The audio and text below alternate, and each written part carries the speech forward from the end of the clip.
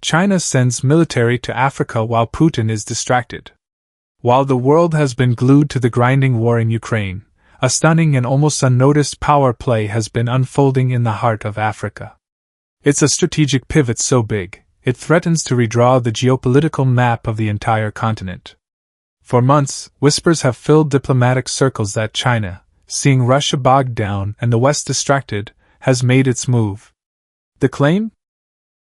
That Beijing is sending its military to prop up a revolutionary new government in a country that's become a flashpoint in the global struggle for influence. That nation is Burkina Faso. We've been told there's evidence of Chinese troops and advanced weapons arriving to support the government of Captain Ibrahim Traoré. But is that what's really happening? In this investigation, we're going to peel back the layers of propaganda and misinformation to find the truth. We'll expose the real, quiet alliance that's forming, one built not on soldiers, but on something far more intricate and perhaps more permanent. What we've found is a story of a continent in revolt, a superpower in waiting, and a new great game where the rules are being rewritten in real time. What is China's true goal in Africa, and what does it mean for the balance of power in a world that's fracturing right before our eyes? To understand what's happening in West Africa today, you first have to look thousands of miles away, to the battlefields of Eastern Europe. The war in Ukraine has become a geopolitical black hole, sucking in the world's attention, money, and diplomatic energy. For the US and its European allies, countering Russia is now the #1 priority. This intense focus, while understandable, has created strategic blind spots. And in those blind spots, new realities are taking shape. For years, the Sahel region of Africa, a vast, arid belt stretching across the continent, has been a tinderbox of instability. It's also been a critical, if overlooked, stage for Western counterterrorism operations. France, the former colonial power, kept a heavy military presence there for decades, leading missions to fight a dizzying array of jihadist groups. The US backed them up, setting up key drone bases, like Airbase 201 in Niger, to hunt terrorists across the region. This security setup, led by the West and built on partnerships with pro-Western governments, was the established order. But that order has shattered. Starting in 2020, a wave of military coups swept the Sahel, toppling the old guard in Mali, Guinea, Burkina Faso, and Niger. These weren't just simple power grabs. They were popular uprisings, fueled by a deep resentment against the political establishment and their foreign backers. The new military leaders, men like Captain Ibrahim Traoré in Burkina Faso, tapped into a powerful vein of public anger. For years, despite thousands of Western troops, security hadn't gotten better. In fact, it had gotten catastrophically worse. In Burkina Faso, terrorism-related deaths surged, with thousands of civilians killed every year. The public saw a paradox. Their lands were occupied by foreign armies, yet they were less safe than ever. This feeling, mixed with old colonial grievances, created fertile ground for a new, revolutionary story. The juntas didn't just seize power, they gave a voice to a vision of national sovereignty and Pan-African pride. They accused France of neocolonialism, of failing to stop the terrorists, and of exploiting their natural resources. One by one, they tore up defense agreements and ordered French troops out. Mali, then Burkina Faso, and finally Niger. Once seen as the last Western ally in the Sahel, all kicked out the French. The US was also asked to withdraw its forces from Niger, effectively dismantling the West's entire counterterrorism strategy for the region. This created a massive power vacuum. Russia, through its Wagner Group mercenaries, was quick to step in, offering security to the new juntas for political influence and access to minerals. But Russia's own war in Ukraine has severely limited what it can do. Its defense industry is working overtime just to supply its own front lines, leaving little for its African allies. The weapons are aging, and the promises often outweigh the deliveries. So the juntas of the Sahel, having burned their bridges with the West and finding their new Russian partner distracted, needed another option. They needed a global power with a vast industrial base, deep pockets, and a foreign policy that didn't come with lectures about democracy. They turned to Beijing. And Beijing, seeing both the West and Russia preoccupied, was ready to answer the call. This wasn't just a whim. It was the result of a decades-long strategy of building economic and political influence across Africa, just waiting for the perfect moment to turn it into hard security partnerships. That moment had arrived. The rise of Ibrahim Traoré and the break with the West. To really get the shift happening in the Sahel, you have to understand the man at the center of the storm in Burkina Faso, Captain Ibrahim Traoré. When he took power in September 2022, he was just 34 years old, the world's youngest national leader. He wasn't some polished politician from a wealthy family. He was a battle-hardened army captain who had fought jihadists on the front lines. He'd seen the failed strategies firsthand. His coup wasn't just against the president. It was against a system he and his supporters saw as broken and subservient. Traoré's rhetoric of sovereignty and dignity resonated with a young, angry population. He famously declared, "We are in a world of predation, and to have peace, we must wage war." This wasn't just a slogan. It was a declaration of a new, aggressive, and independent path. One of his first and biggest moves was to confront France's legacy. In January 2023, he demanded the 400 French Special Forces troops in the country leave. It was a stunning rebuke of the former colonial power, and it was wildly popular on the streets of the capital, Ouagadougou. To many, the French forces weren't protectors, they were occupiers. But he didn't stop there. Traoré's government then suspended French state-funded media outlets like RFI and France 24, accusing them of being a mouthpiece for French interests. He was systematically dismantling every pillar of French influence. It was more than a policy change, it was an ideological exorcism. The West was left scrambling. The US and EU, whose entire regional strategy was based on partnerships with France and the now deposed governments, had no coherent policy. Their usual playbook, sanctions and diplomatic isolation, proved completely ineffective. In fact, it backfired. The more the West condemned the juntas, the more it boosted their anti-imperialist credentials at home. Feeling the pressure, the new military governments of Burkina Faso, Mali, and Niger did something unprecedented. Instead of folding, they banded together. In September 2023, they signed a mutual defense pact, creating the Alliance of Sahel States, AES. An attack on one, they declared, would be an attack on all. This was a direct challenge to the regional bloc, ECOWAS, which had threatened to intervene militarily in Niger.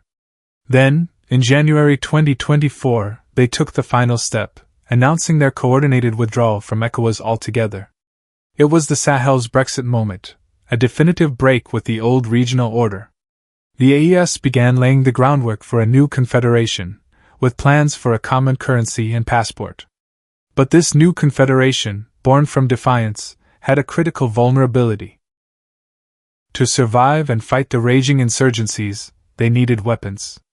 France and the US were out. Russia was a willing partner, but a distracted one.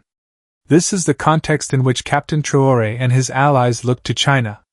They needed a partner who could supply them with the tools of war, fast, and with no political strings attached.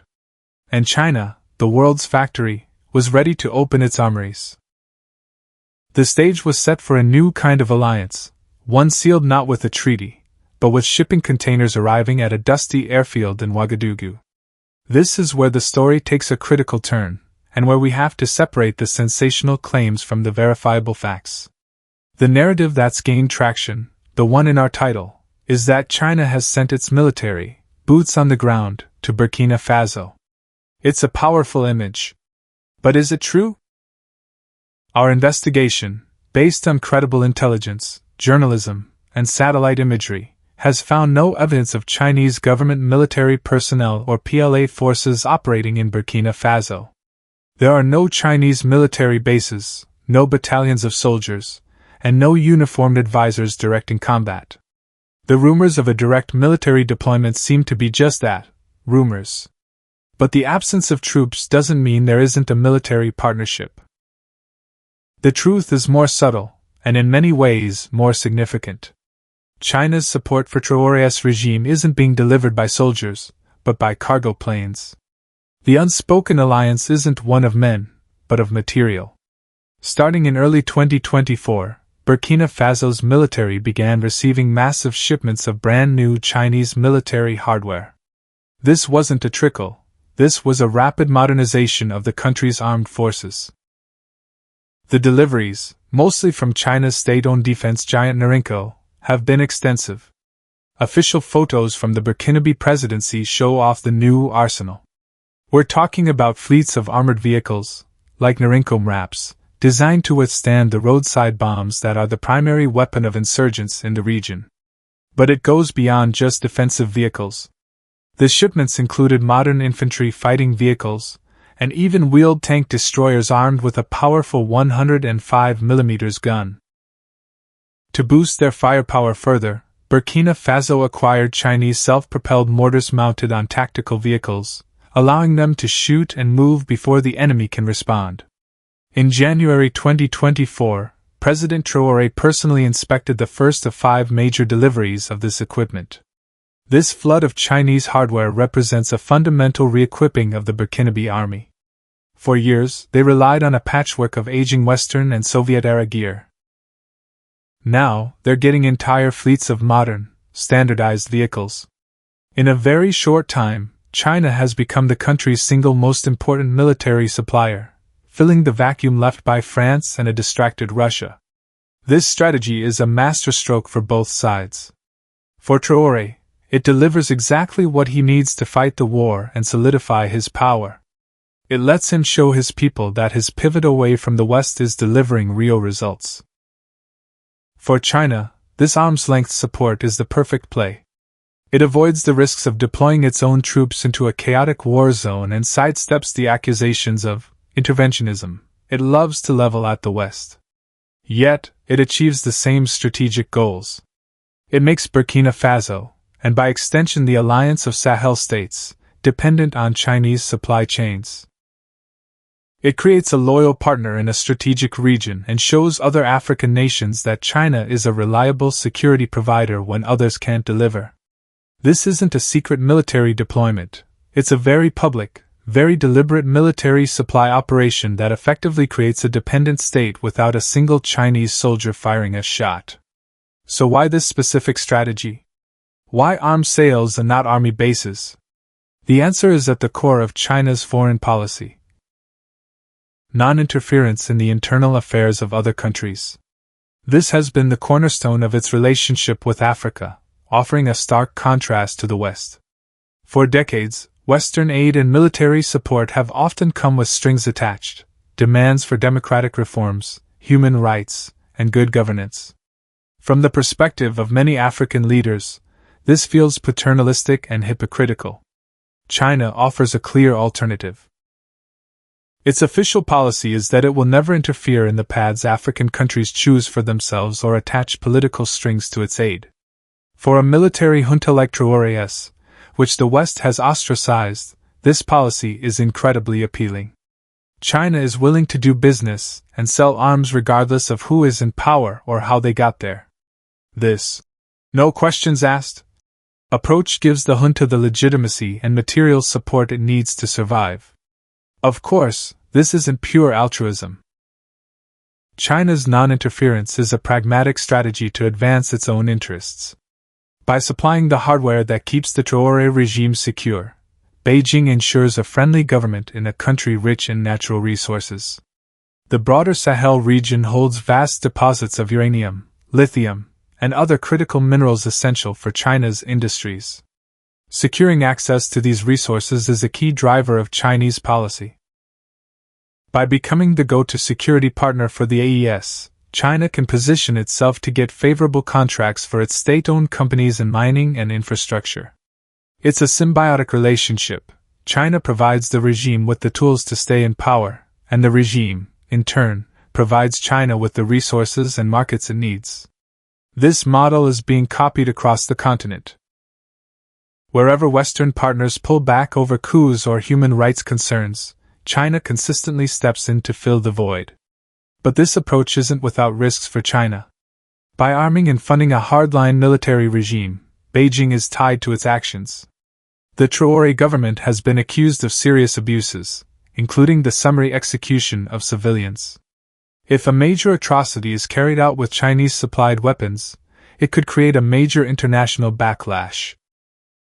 Furthermore, China is betting on the long-term stability of these juntas. The Sahel is one of the most volatile regions on Earth. The jihadist insurgencies are deeply entrenched. If these regimes were to collapse, China's investments could be at risk. But for now, it's a calculated risk China is clearly willing to take. It's betting that its model of non-interference, backed by a flood of hardware and cash, is the key to unlocking Africa's resources and securing its own future. The partnership between China and the Sahel juntas isn't just a local affair. It's the catalyst for the rise of a new, assertive bloc on the world stage, the Alliance of Sahel States.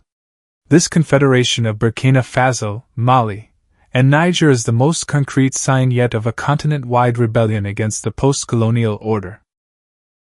For decades, African geopolitics was largely defined by organizations like the African Union and regional blocs like ECOWAS, often operating within a framework influenced by Western norms and funding. The AES has rejected that framework. Their withdrawal from ECOWAS was a revolutionary act, signaling their intent to create a new center of gravity in West Africa, one built on absolute sovereignty and shared anti-imperialist ideology. China is the silent partner, the enabler of this new bloc. Without China's arms, investment, and diplomatic cover, the AES would struggle to survive the pressure from the West. Beijing's support gives them the breathing room to pursue their radical agenda, which includes plans for their own currency to break free from the French-backed CFA franc. This emerging bloc is the centerpiece of a new scramble for Africa. But this time, African nations are active players, strategically choosing their partners and leveraging the competition between global powers, the US, China, Russia, Turkey, and others, to their own advantage. The leaders of the AES have made a clear choice. A partnership with China and Russia offers them a path to what they call sovereignty, free from the perceived meddling of their former Western partners. The implications are profound. First, it signals the rapid decline of Western influence in a region it once dominated. This creates a vacuum that China is uniquely positioned to fill, not by conquest, but through pragmatic, interest-driven partnerships. Second, it challenges the very idea of universal values in global politics. The West promotes a model of liberal democracy. China offers a model of state sovereignty and economic development, no matter the political system. The success or failure of the AES will be a major test case. If the juntas manage to stabilize their countries, a huge if, given the catastrophic security situation, it will be a powerful advertisement for the Chinese model across the developing world. But the path forward is full of danger. The jihadist insurgencies are not weakening. In 2024, despite the new military gear, thousands of civilians were still being killed in Burkina Faso, and the country is now considered the most impacted by terrorism globally. The humanitarian crisis remains one of the worst in the world. There's a real danger that a flood of new weapons without a political strategy will only escalate the violence and lead to even greater state collapse. The future of the Sahel, and maybe Africa, will be decided by this high-stakes gamble. Can the AES, armed by China, defeat terror and build stable nations? Or will their revolution collapse, creating a failed state corridor in the heart of Africa? The world, distracted as it is, can't afford to ignore the answer. What do you think? Is this pivot to China a brilliant move for African sovereignty, or a dangerous pact with a new authoritarian power? Let us know your thoughts in the comments below. And if you want to understand the shifting dynamics of global power, make sure to subscribe and hit the notification bell so you don't miss our next investigation. So, what's the real story? China isn't sending its army to conquer Africa. The reality is less dramatic and infinitely more complex. While the world has been consumed by Ukraine, China has executed a masterful strategy of geopolitical opportunism. It found a power vacuum in the Sahel, created by a crisis of Western policy and a distracted Russian rival. It hasn't filled this vacuum with soldiers, but with arms, loans, and infrastructure. It has forged a transactional alliance with the revolutionary governments of the Sahel, built on the simple principle of non-interference. Beijing provides the means for survival. The juntas provide access to resources. This is a quiet, patient, and commercially driven expansion of influence that is rapidly reordering the continent.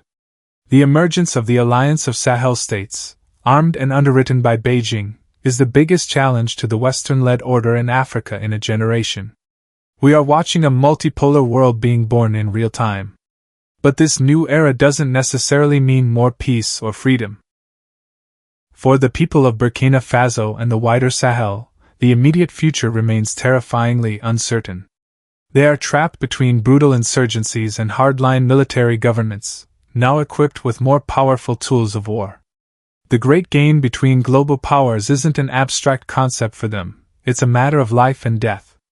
China's stunning move wasn't an invasion, but an investment. An investment in a new, volatile, and unpredictable future for Africa, and the consequences are only just beginning to unfold.